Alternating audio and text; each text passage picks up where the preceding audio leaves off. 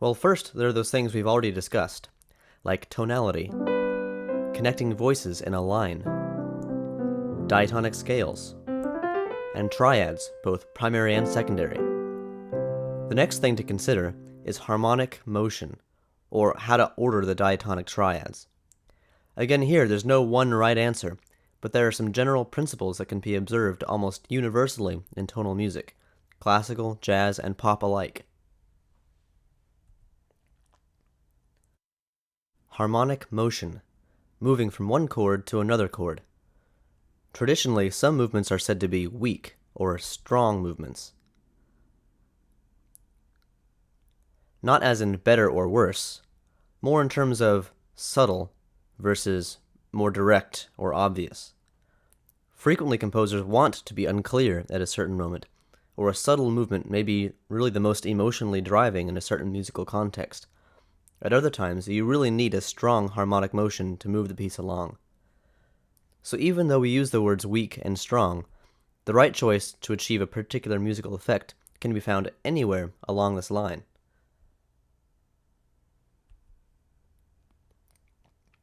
The strongest harmonic motion is between two chords with roots, a fourth or a fifth apart. Why? Well, just as when we derived the diatonic scale and primary chords, we return to that founding interval of a fifth. We know that the 5-1 cadence is the strongest resolution. Well, when we look at the circle of fifths and progress counterclockwise, we have perpetual 5-1 progressions.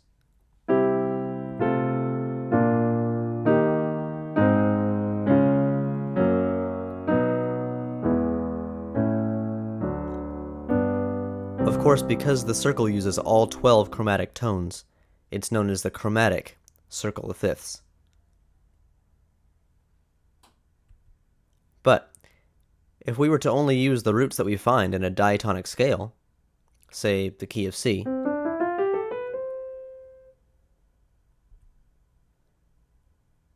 then we can form a diatonic circle of fifths.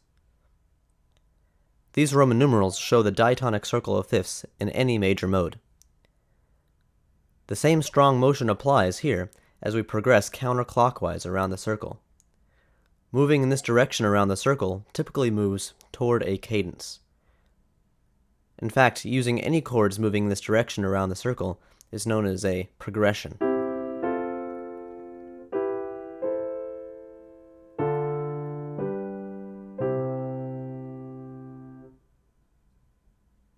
If you're at all familiar with standard jazz tunes, you'll know the importance of the 2-5-1 progression for this reason.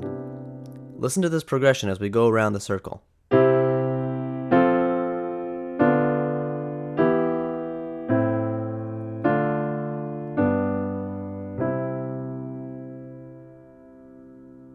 Since counterclockwise is known as progression, any chords moving in the opposite direction are called retrogression.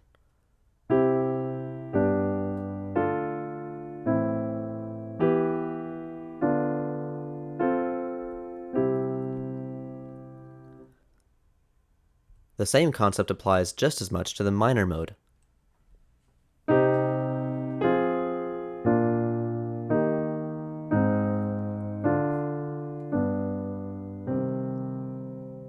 Notice that both of our diminished chords are in first inversion.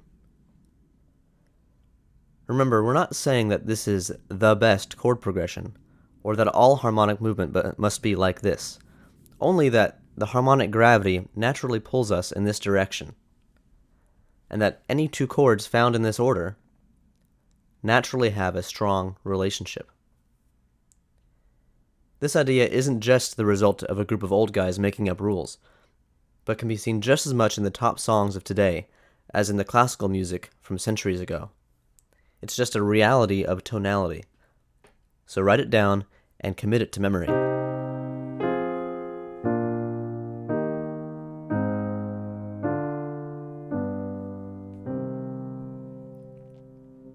To practice, be sure to go to the piano and practice playing through this progression in multiple keys. And don't forget to make it as musical as possible.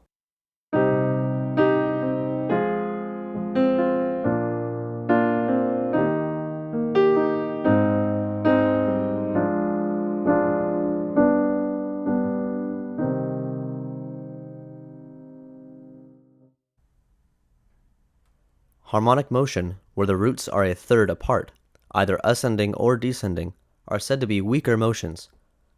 Look at the triads here. Can you figure out why they'd be weaker?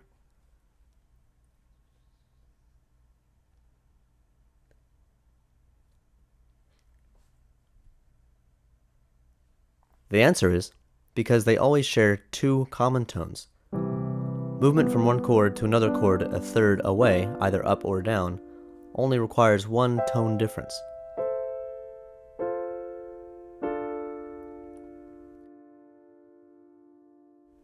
But this can also be very effective, because only one note needs to change by a step. Here, moving from C to A minor, a chord a third down, the G only needs to move up one step to become A minor over C. And in moving from A minor to F, the E only needs to move up a half step to the F to make A minor into F. This motion is often used when a composer wants a noticeable but inconclusive sound, like the intro cue to these theory videos, which is just a 6 to a 4. The minor 6 to the major 4 is a particularly common sound, often used in dramatic moments because it's such an easy way to lead from a major to a minor quality, or a minor to a major quality.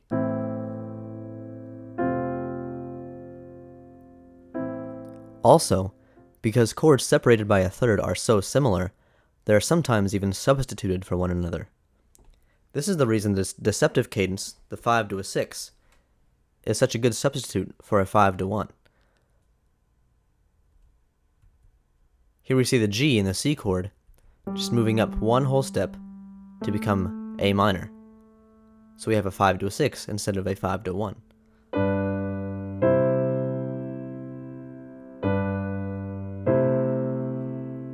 This is also why we see the diminished 7 sometimes in the place of a 5, and is even considered a dominant function, and used in a weak form of the authentic cadence. Here we have a G over D going to a 1, an imperfect authentic cadence. But we just change one note, the G down to an F, and it turns into a diminished 7 in first inversion, B diminished over D.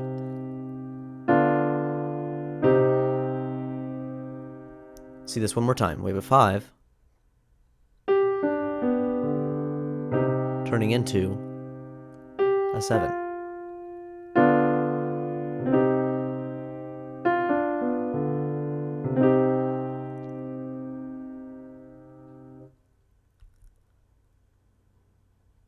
Since they're two common tones, these motions are ideal for piano. Watch how easy it is to make these movements with only one note change.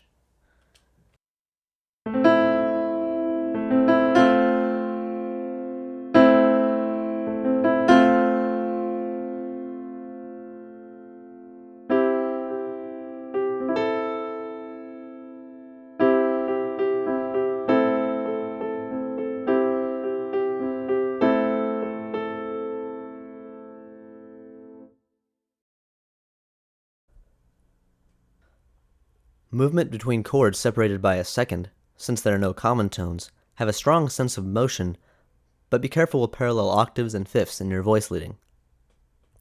Harmonic movement in seconds offer ideal opportunities for contrary motion.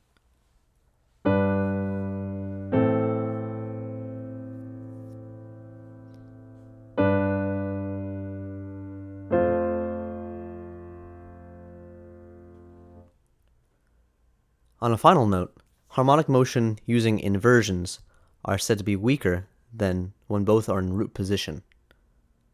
Listen to this example in A major.